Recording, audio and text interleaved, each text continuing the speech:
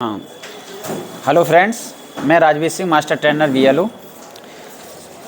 भारत निर्वाचन आयोग के द्वारा समस्त बीएलओ को प्रत्येक मतदाता सूची में उल्लिखित सभी मतदाताओं के दो गणना प्रपत्र उपलब्ध कराए गए हैं। उन गणना प्रपत्र को सर्वप्रथम प्रत्येक बीएलओ को डोर टू डोर जाकर उनके घर पर डिस्ट्रीब्यूट करने यानी बांटने हैं।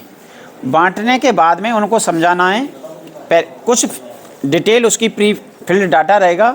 उसके बाद में कुछ उन्हें स्वयं भरना है, जैसे जन्म तिथि है, आधार संख्या वैकल्पिक है, उनका खुद का मोबाइल नंबर, पिता या अभिभावक का नाम, उनका एपिक संख्या, माता का नाम, माता का संख्या एपिक की, उनका पति या पत्नी का नाम, उनसे रिलेटेड उसकी एपिक संख्या।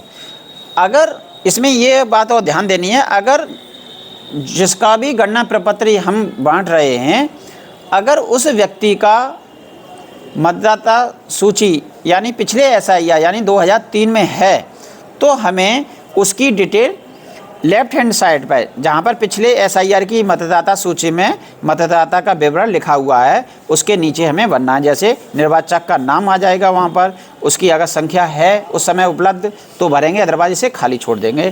फिर उनके संबंधी का नाम आ जाएगा, संबंध आ जाएगा, फिर जिला का नाम लिखेंगे, राज्य का नाम लिखेंगे, किस विधानसभा में 2003 में उनका वोट था वो लिखेंगे, उसकी कौन से क्षेत्र की संख्या थी वो लिखा जाएगा, भाग संख्या लिखा जाएगा और क्रम संख्या लिखी जाएगी।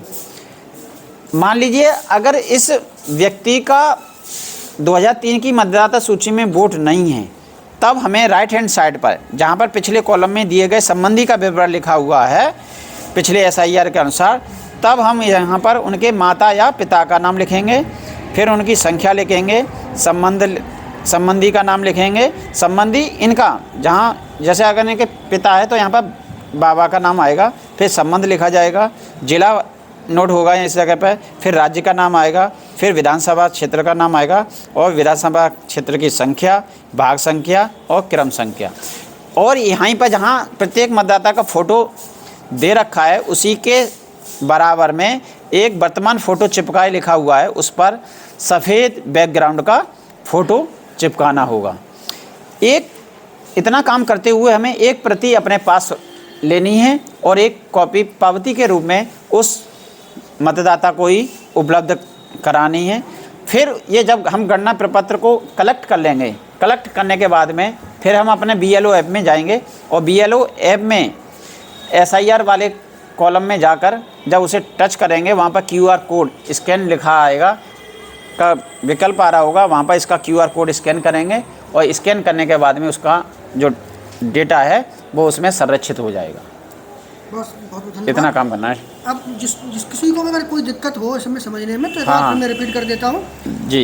ये है कि जैसे कि ये है राजेश कुमार। जी जी। तो राजेश कुमार की डिटेल यहाँ ऊपर लिखी हुई है। जी जी। तो इनका पहला कॉलम भरा जाएगा, जिस मतदाता का ये प्रपत्र है उसका पहला कॉलम ये भरा ही जाएगा। जी जी, हर हालत में ये तो भरना ही है। हाँ। यदि इस मतदाता का नाम 2003 की वोटर लिस्ट में है तो उसका यहाँ पे भरना है। जी जी। और अगर मतदाता का 2003 की लिस्ट में नाम नहीं है तो उसके माता पिता का इस साइड में, और ये वाला खाली कॉलम रहेगा, ये खाली छोड़ना है। हाँ। और ये वाला उनके माता पिता का भर देना है। यहाँ पर साइन करवाने, साइन अगर जो हस्ताक्षर करना जानते हैं उनके हस्ताक्षर कराएंगे, अगर हस्ताक्षर करना नहीं चाहते हैं तो वो उनका अंगूठा लगवाएंगे। बाई चांस अगर ये व्यक्ति उस समय मौजूद नहीं मिलता है तो इनके कोई भी सगा संबंधी भी हमें ये साइन कर सकता है और यहाँ पर बीएलओ के हस्ताक्षर करके उन्हें दे देंगे। जैसे 2003 की लिस्ट में इनके संबंध भी नहीं है और यहाँ पर भी नहीं है। जी जी।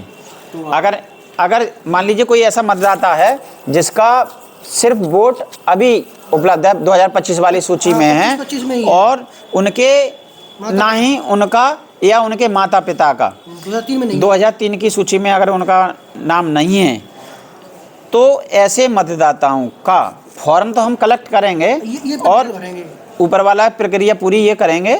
उसके बाद में इसका हम ये डिटेल छोड़ देंगे क्या? ये दोनों डिटेल खाली रहेंगी, उसकी ये पूरी की पूरी खाली रहेगी और हम उससे फॉर्म कलेक्ट कर लेंगे। और जब तहसील प्रशासन द्वारा जब भी ये मांगा जाएगा तो हम इनका विवरण तहसील में उपलब्ध करा देंगे। तहसील प्रशासन के द्वारा डॉक्यूमेंट्स ले लेंगे, डॉक्यूमेंट से नोटिस के जरिए से नोटिस के जरिए इनसे ले लिए जाएंगे और फिर तब इनका नाम उसमें सम्मिलित रहेगा। ठीक, बहुत बहुत के धन्यवाद। लिए ठीक है सर।